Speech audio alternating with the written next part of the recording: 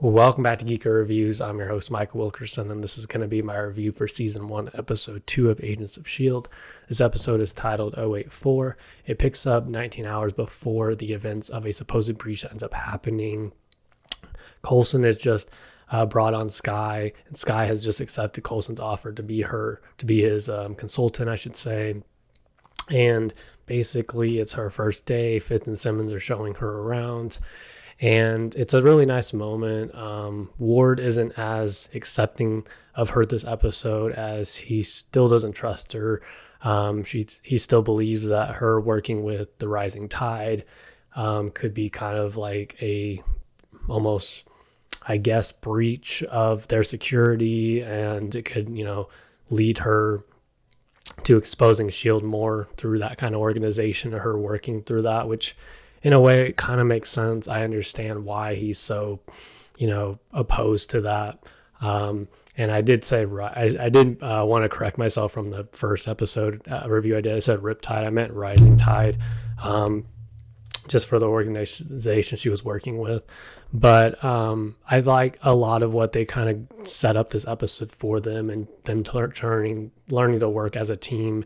But I'll get back to them in a little bit. The big threat that they're investigating this episode is an 084, an object of unknown origins in Peru. This is a really interesting artifact because it's actually tied to the Chitauri tech, I believe, or Hydra tech, I should say. It's the Hydra tech, so many organizations in the MCU, but the Hydra tech, it's a big weapon for them.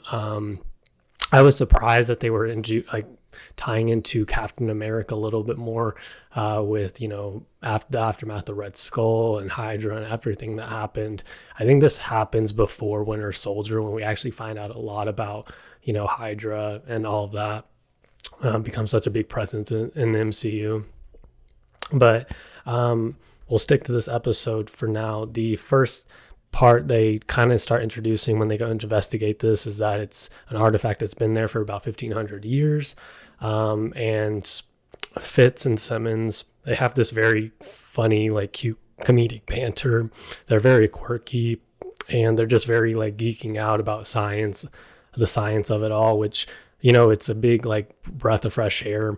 I really like the fact that Skye is trying to find her place this episode as a S.H.I.E.L.D. agent, something I didn't really think we were going to delve into more and more, but they delve into her a lot this episode, especially her understanding what her role is on the team. And even though she has that dark past working with the rising tide, which comes back later in the episode, especially after them eventually bonding, it's still nice to kind of see that them trying to connect as a team. And so there's still some sort of light at the end of the tunnel for her, being on part of this team. I'm sure it's probably going to go south. I'm sure as the season's going to go on, it's going to turn into this big revelation that she's been working with the big evil organization.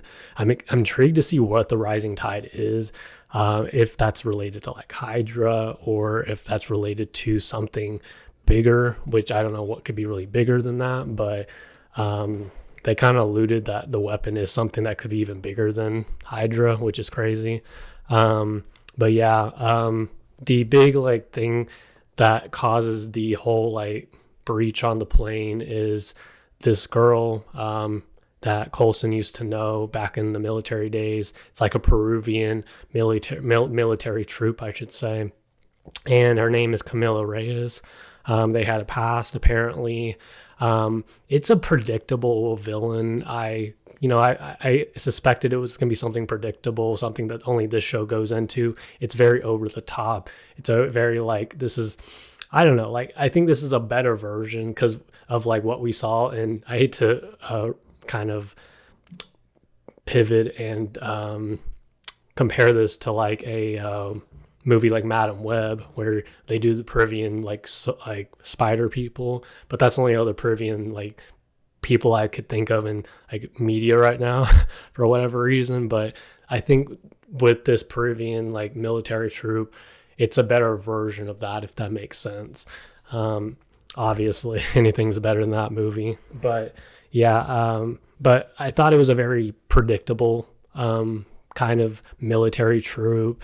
It was somebody that they had a past with, and it was generic, and it was just like, oh, well, they're going to be coming on board, and Coulson is going to be like trusting her for, the start of it, but then obviously she has an ulterior motive and ends up breaching and blowing up the plane, turns a big villain of the week, which, I saw coming, and sadly, like, it would have been nice to maybe see somebody that was like a more military troupe. It wasn't like too over the top. It wasn't Peruvian or anything. Like, she had this accent or whatever. I think it would have been nice if she was just like somebody that ran like a military troupe, and, was somebody that Coulson knew, that, was just friends. Like, she didn't have this ulterior motive.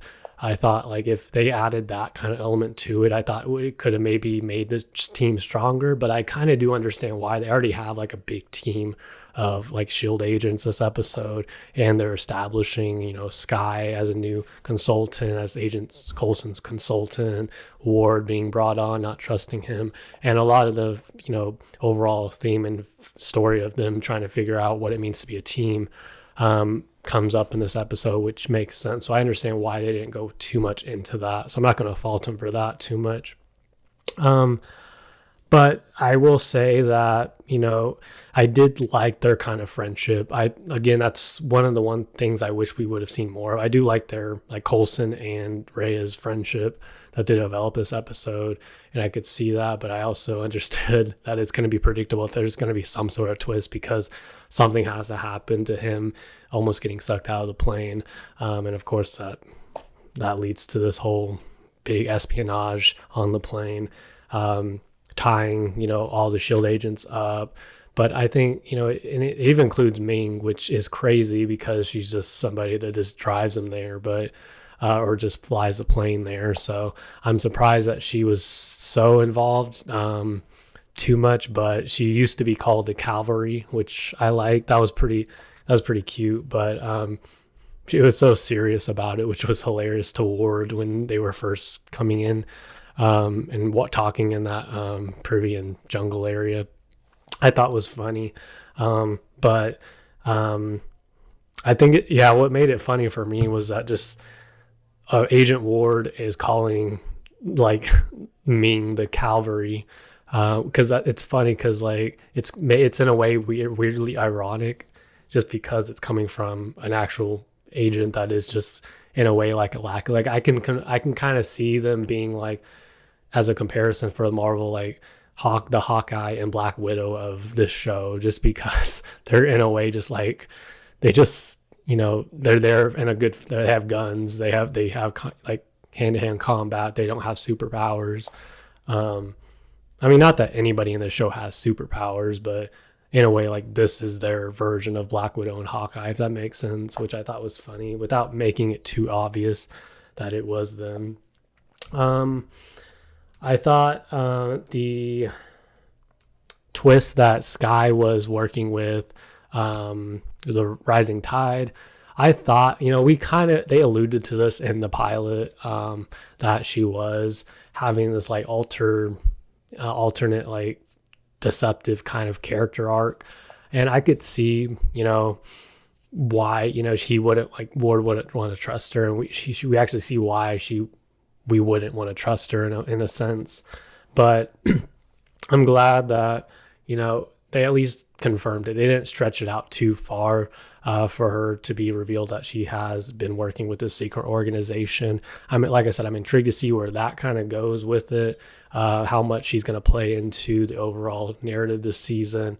And after the season, is she someone that can be trusted essentially for working with them? Or is she going to like kind of go off and be her own character? I'm not sure how it's going to go, but I'm intrigued. I think so far she's becoming one of my favorite characters storyline wise. As predictable as it is for her to work, we already kind of alluded to this in the pilot. I will say that I am still intrigued to see also who this organization is. Is it Hydra? Is it somebody bigger than that? I mean, I'm intrigued to see where they go, especially because they already kind of alluded to, I think in the Tari tech in the first episode, this is more like trying to think what, like, this was like a big hydra weapon essentially that they showed this episode. So I'm intrigued. It could be a fastball, and this could be a tease that this isn't something. This is something way bigger and worse that's coming down the line. But again, I'm intrigued to see where it goes. I'm like I said, overall, I would say Ming and Ward could use some character development. But I do like that, you know, they kind of dressed, they were in a way kind of almost like lackeys. Everyone else kind of had their hands in the pot trying to figure out who they were as a team. But I did like the moment between Skye and Ward when they were kind of getting to know each other, that Skye was reveals she's not like a bad person as he initially thought. And I do like that, them coming together a lot too. It just sucks that, like I said, that she's working with another organization, being like a double agent, to kind of almost double cross them. I mean, it sucks, but I do like that, you know, they at least are making an attempt to, you know, get her to trust him, or get her to trust them essentially. And again, there'll probably be more ramifications of that as more of her story gets revealed. But overall, I'm going to give this episode, I'm surprisingly going to give this a 9 out of 10. I actually enjoyed this episode a lot more than the pilot. I thought the references weren't as bad compared to the first episode. They're still there. We obviously got nods to like Thor and the aftermath of Battle of New York and Hydra and stuff like that, but it wasn't too in your face. It was more at the beginning of this episode that we got Noel. But like I said, I enjoyed it a lot more than the pilot, and I'm finding a pattern so far that I'm enjoying these second episodes a lot more than I did the previously. But let me know what you guys think. What was your favorite part and least favorite part of Agents of S.H.I.E.L.D. Season 1, Episode 2? And if you enjoyed the review, as always, please like, share, comment, and subscribe. And I'll talk to you guys in the next Geek Reviews video. Peace.